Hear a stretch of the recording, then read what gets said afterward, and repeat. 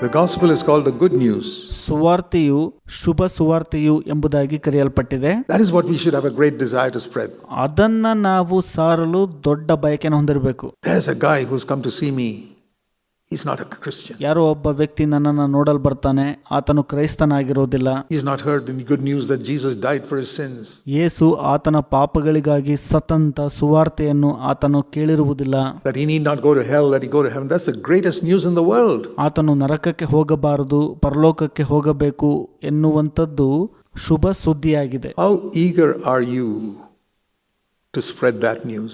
ಈ ಒಂದು ಸುದ್ದಿಯನ್ನು ಹಬ್ಬಿಸಲು ಎಷ್ಟು ಜನ ನೀವು ಕಾತುರವುಳ್ಳವರಾಗಿದ್ದೀರಿ, ಅಂದರೆ ಸುವಾರ್ತೆಯನ್ನು. I've tried my best. I'm not perfect. I'm not an evangelist. That's not my primary gift. ನಾನು ಕೈಲಾದಷ್ಟು ಮಾಡಿದ್ದೇನೆ. ನಾನು ಪರಿಪೂರ್ಣನಲ್ಲ, ನಾನು ಸೌವಾರ್ತಿಕನಲ್ಲ, ಅದು ನನ್ನ ಪ್ರಾಥಮಿಕ ವರವಲ್ಲ ಕೂಡ. But even though I'm not an evangelist, I've said, Lord, make me a witness. ನಾನು ಸೌವಾರ್ತಿಕನ ಆಗದಿದ್ರೂ ಕೂಡ ದೇವರೇ ನನ್ನನ್ನು ಸಾಕ್ಷಿಯನ್ನಾಗಿ ಇಡಿರಿ ಎಂಬುದಾಗಿ ಕೇಳ್ಕೊಂಡಿದ್ದೇನೆ. Jesus said, you shall be my witnesses. The Holy Spirit will come on you. ಯೇಸು ಸ್ವಾಮಿ ಹೇಳಿದ್ದಾರಲ್ವಾ, ನೀವು ನನಗೆ ಸಾಕ್ಷಿಗಳಾಗಿರುವಿರಿ, ಪವಿತ್ರಾತ್ಮನು ನಿಮ್ಮ ಮೇಲೆ ಬಂದಾಗ ಅಂತ. And you shall be my witnesses.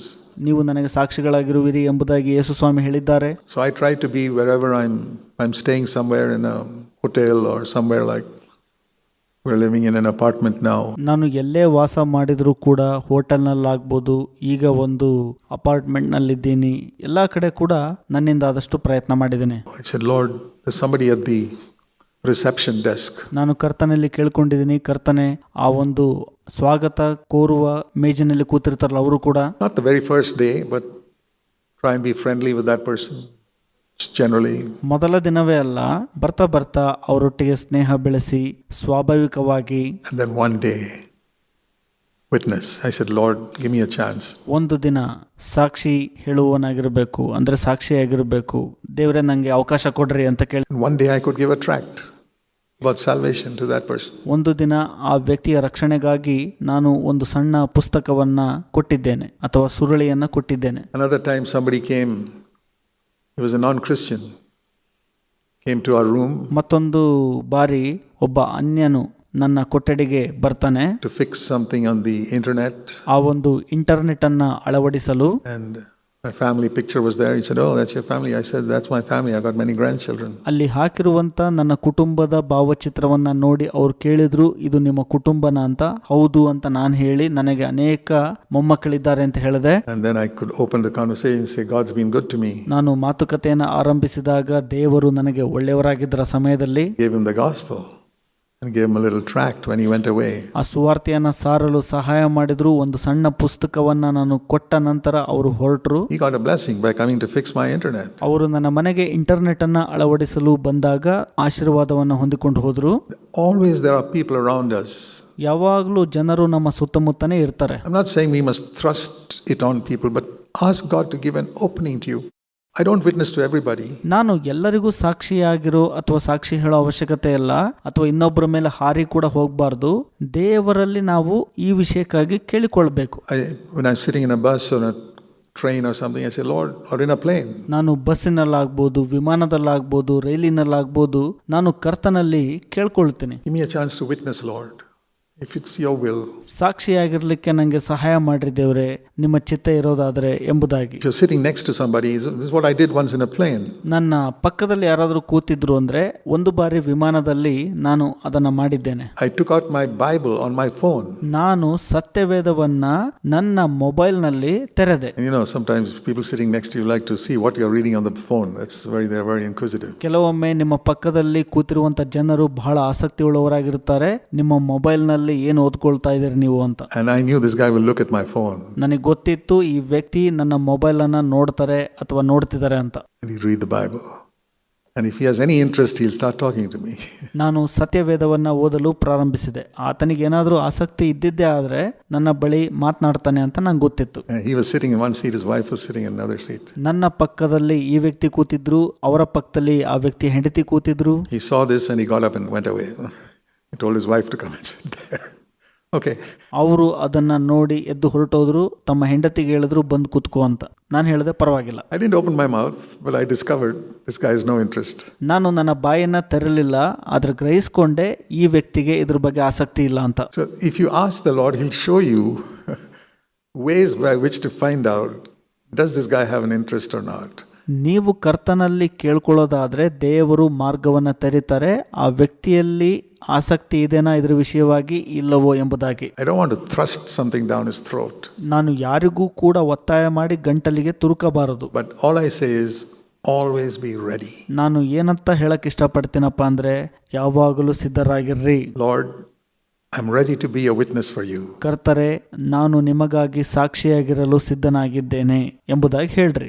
To anybody, to let the light shine without. ಯಾರಿಗಾದರೂ ಆಯ್ತು, ಬೆಳಕು ಪ್ರಜ್ವಲಿಸಲಿ. I remember once I was sitting in a train and ನನಗೆ ನೆನಪಿದೆ, ಒಂದು ಬಾರಿ ನಾನು ರೈಲಿನಲ್ಲಿ ಕುಳಿತುಕೊಂಡಿದ್ದೆ. I just boarded the train. The train hadn't started from the station here in Bangalore some years ago.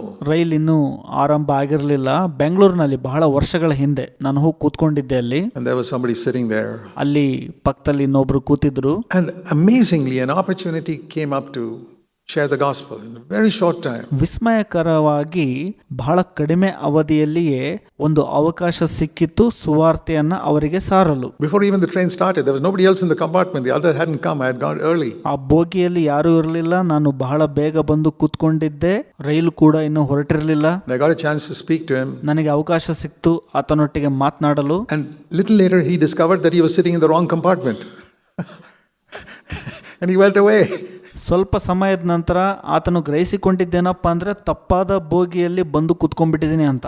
ನಂತರ ಆತನು ಹೊರಟು ಹೋಗ್ಬಿಟ್ನು. I said, thank you, Lord, that he came to the wrong compartment. ನಾನು ದೇವರಿಗೆ ಕೃತಜ್ಞತೆ ಹೇಳಿದೆ, ಆತನು ತಪ್ಪಾದ ಬೋಗಿಗೆ ಬಂದು ಕುಳಿತುಕೊಂಡಿದ್ದಕ್ಕಾಗಿ. Because he had to hear the gospel. ಯಾಕಂದ್ರೆ ಆತನಿಗೆ ಸುವಾರ್ತೆ ಕೇಳುವ ಸೌಭಾಗ್ಯ ಒದಗಿ ಬಂದಿತ್ತು. I've had some interesting experiences like that. ಈ ರೀತಿಯ ಆಸಕ್ತಿಕರ ಆ ಒಂದು ಸಂಗತಿಗಳು ನನಗೆ ಎದುರಾಗಿವೆ. Years ago, one of the first times I witnessed to people was when I went into a park and I saw an old man sitting there. ಬಹಳ ವರ್ಷಗಳ ಹಿಂದೆ ನಾನು ಮೊದಲು ಸಾಕ್ಷಿಯಾಗಿದ್ದೆಲ್ಲಪ್ಪ ಅಂದ್ರೆ ಒಂದು ಉದ್ಯಾನವನಕ್ಕೆ ಹೋದೆ. ಅಲ್ಲಿ ಒಬ್ಬ ವಯೋವೃದ್ಧರು ಕೂತ್ಕೊಂಡಿದ್ರು. I sat next to him and to the North India. I spoke to him in Hindi and then slowly gave him the gospel. ನಾನು ಅವರ ಪಕ್ಕ ಹೋಗಿ ಕೂತ್ಕೊಂಡೆ. ಅವರು ಉತ್ತರ ಭಾರತದವರಾಗಿದ್ರು, ಹಿಂದಿ ಮಾತನಾಡ್ತಿದ್ರು. ನಾನು ಅವರಿಗೆ ಸುವಾರ್ತೆಯನ್ನು ಕೊಟ್ಟೆ. Dear brothers and sisters, always be ready. ಪ್ರಿಯ ಸಹೋದರ ಮತ್ತು ಸಹೋದರಿಯರೇ, ಯಾವಾಗಲೂ ಸಿದ್ಧರಾಗಿರ್ರಿ. The Bible says, always be ready to give an answer to him who asks you of the hope that is in you. ಸತ್ಯವೇದವು ಹೇಳುತ್ತದೆ ಯಾವಾಗಲೂ ಸಿದ್ಧರಾಗಿರ್ರಿ ಅಂತ. ಅದು ಏನಪ್ಪಾ ಅಂದ್ರೆ ಯಾರಾದರೂ ನಿಮಗೆ ಬಂದು ಕೇಳುವಾಗ ನಿಮ್ಮಲ್ಲಿರುವ ನಿರೀಕ್ಷೆಗೆ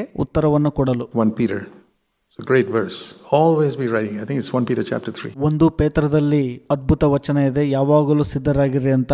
3ನೇ ಅಧ್ಯಾಯ ಅಂದ್ಕೊಳ್ತೇನೆ. Always be ready to give an answer to anyone who asks. ನಿಮಗೆ ಕೇಳುವ ಯಾರಿಗಾದರೂ ಉತ್ತರ ಕೊಡಲು ಯಾವಾಗಲೂ ಸಿದ್ಧರಾಗಿರ್ರಿ. And sometimes they may not ask. ಕೆಲವೊಮ್ಮೆ ಅವರು ಕೇಳದೆ ಇರಬಹುದು. Another thing I've been greatly encouraged by is Joseph.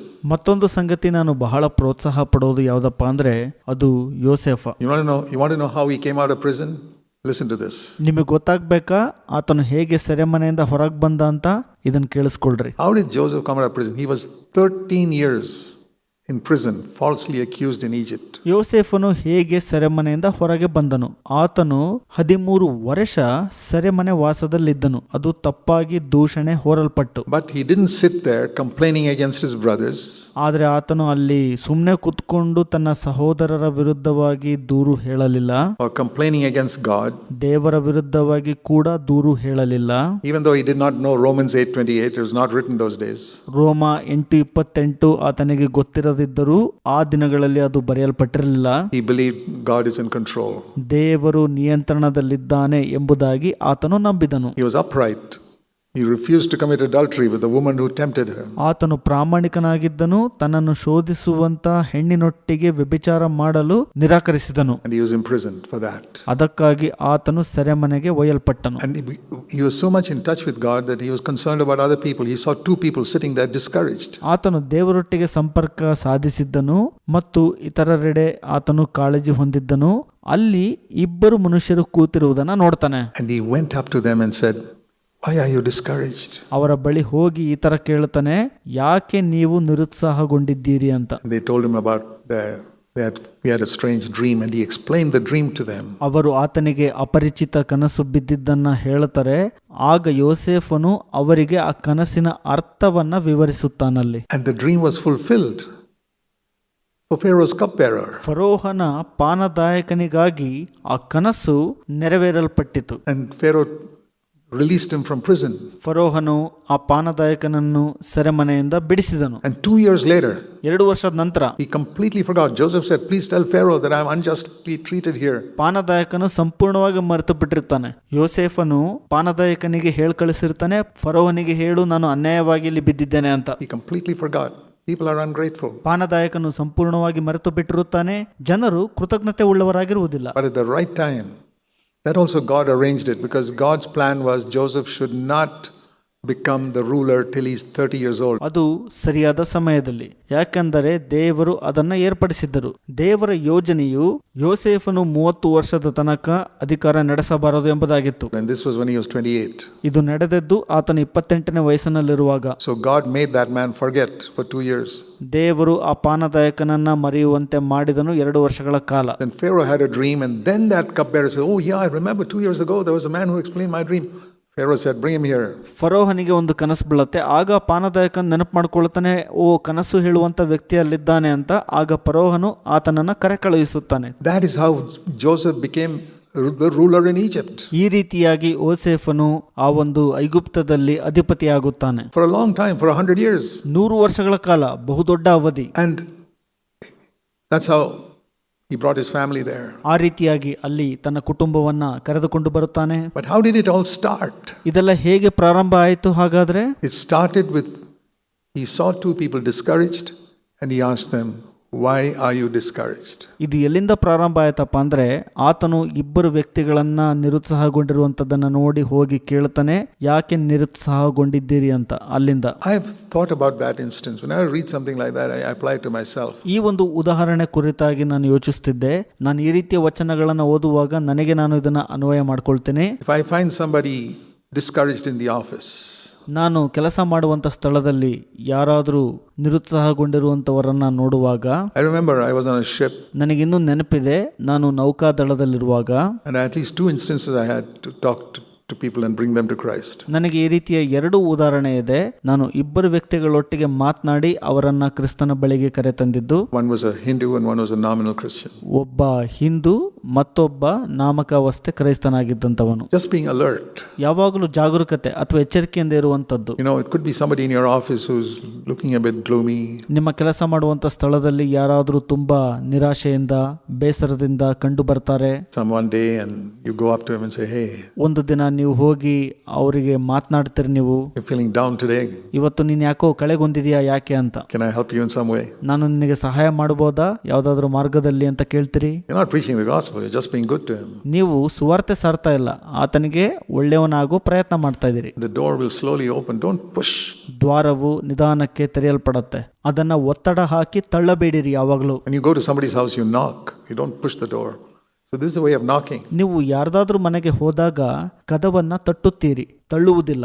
ಇದು ಅದೇ ರೀತಿಯಲ್ಲಿ ಒಂದು ರೀತಿ ತಟ್ಟುವಂಥದ್ದು. Hi, are you feeling a bit down today? Can I help you? ನಮಸ್ಕಾರ, ಯಾಕೆ ನೀನಿವತ್ತು ಕಳೆಗುಂದಿದೆಯಾ, ನಾನು ನಿನಗೆ ಸಹಾಯ ಮಾಡಬಹುದಾ ಅಂತ ಕೇಳುವುದು. That's knocking at the door. ಅದು ಕದವನ್ನ ತಟ್ಟುವ ರೀತಿಯಲ್ಲಿ. And if the door opens, go in and give the gospel. ಆ ದ್ವಾರ ತೆರೆದರೆ ಒಳಗೆ ಹೋಗ್ರಿ, ಸುವಾರ್ತೆಯನ್ನ ಕೊಡಿರಿ. Very wonderful way to reach out to people. ಜನರನ್ನ ತಲುಪುವಂತದ್ದಕ್ಕೆ ಬಹಳ ಅದ್ಭುತವಾದ ಮಾರ್ಗ ಇದು. So I was starting with this back. Be very righteous when you hear something. Don't form a judgment initially, but be alert. ಹಾಗಾಗಿ ನಾನು ಇದರಿಂದ ಪ್ರಾರಂಭಿಸಿದ್ದು, ನೀವು ಏನನ್ನಾದರೂ ಕೇಳುವಾಗ ನ್ಯಾಯ ಉಳ್ಳವರಾಗಿರ್ಬೇಕು. ನೀವು ತಕ್ಷಣಕ್ಕೆ ತೀರ್ಪು ಕೊಡುವಂತವರಾಗಬೇಡ್ರಿ, ಯಾವಾಗಲೂ ಎಚ್ಚರಿಕೆಯಿಂದ ಇರ್ರಿ. ಪ್ರಾರಂಭದಲ್ಲಿ That person in prison may be unjustly put there. ಒಬ್ಬ ವ್ಯಕ್ತಿ ಸೆರೆಮನೆಯಲ್ಲಿದ್ದ ಅಂತ ಅಂದ್ಕೊಳ್ಳೋಣ. ಆತನು ಅನ್ಯಾಯವಾಗಿ ಸೆರೆಮನೆಗೆ ಹಾಕಲ್ಪಟ್ಟಿರಬಹುದು. I was reading some time the other day something that really struck me. ನಾನು ಒಂದು ದಿನ ಒಂದು ವಿಷಯ ಓದ್ತಿದ್ದೆ, ಅದು ನನಗೆ ನಿಜವಾಗ್ಲೂ ನನ್ನ ಮನಸ್ಸಿಗೆ ನಾಟಿತು. When you hear that somebody has got this terrible disease called AIDS, ಯಾರಿಗಾದ್ರೂ ಬಹಳ ಭಯಾನಕವಾದಂತ ಕಾಯಿಲೆ ಏಡ್ಸ್ ಇದೆ ಎಂಬುದಾಗಿ ನೀವು ಕೇಳಲ್ಪಟ್ಟಾಗ, what is it that comes to your mind first of all? ಮೊದಲನೇದಾಗಿ ನಿಮ್ಮ ಮನಸ್ಸಿಗೆ ಬರುವಂತದ್ದೇನು? I know in the olden days what used to come to my mind. ನನ್ನ ಹಳೆಯ ದಿನಗಳಲ್ಲಿ ನನ್ನ ಮನಸ್ಸಿಗೆ ಅಥವಾ ತಲೆಗೆ ಏನ್ ಬರ್ತಾ ಇತ್ತಪ್ಪ ಅಂದ್ರೆ, Boy, that guy deserves it for going and committing unnatural sex. ಓ ಈ ವ್ಯಕ್ತಿ ಇದಕ್ಕೆ ಯೋಗ್ಯನೂ ಕೂಡ, ಯಾಕಂದ್ರೆ ಅಸ್ವಾಭಾವಿಕವಾದಂಥ ಲೈಂಗಿಕತೆಯಲ್ಲಿ ತೊಡಗಿದ್ದಾನೆ. That's how AIDS usually started, and doing those wrong things. ಈ ಒಂದು ತಪ್ಪಾದ ಸಂಗತಿಗಳನ್ನು ಮಾಡುವಂಥದ್ದರಿಂದ ಏಡ್ಸ್ ಕಾಯಿಲೆಯು ಪ್ರಾರಂಭವಾಗುತ್ತದೆ. But then I read something. ನಾನು ಅವಾಗ ಒಂದನ್ನ ಓದಿದೆ. You know, if a person is, a little child can be injected with a needle that is infected by someone who had AIDS. ಈಗಾಗಲೇ ಏಡ್ಸ್ ಸೋಂಕಿತರಿಂದ ಸೋಂಕಿಗೆ ಒಳಗಾದ ಸೂಜಿಯನ್ನು ಆ ಒಂದು ಪುಟ್ಟ ಮಗುವಿಗೆ ಚುಚ್ಚುವಾಗ And that little child gets AIDS. ಆ ಚಿಕ್ಕ ಮಗು AIDS ಕಾಯಿಲೆಯನ್ನ ಬರಮಾಡಿಕೊಳ್ಳುತ್ತದೆ. So some people have got AIDS not by any sexual activity. ಕೆಲವು ಜನರು ಏಡ್ಸ್ ಕಾಯಿಲೆಯನ್ನ ಬರಮಾಡಿಕೊಂಡಿದ್ದಾರೆ ಯಾವುದೇ ಲೈಂಗಿಕ ಚಟುವಟಿಕೆಯನ್ನ ನಡೆಸದೆ. But just because an injection was given to them by a nurse who did not clean the needle.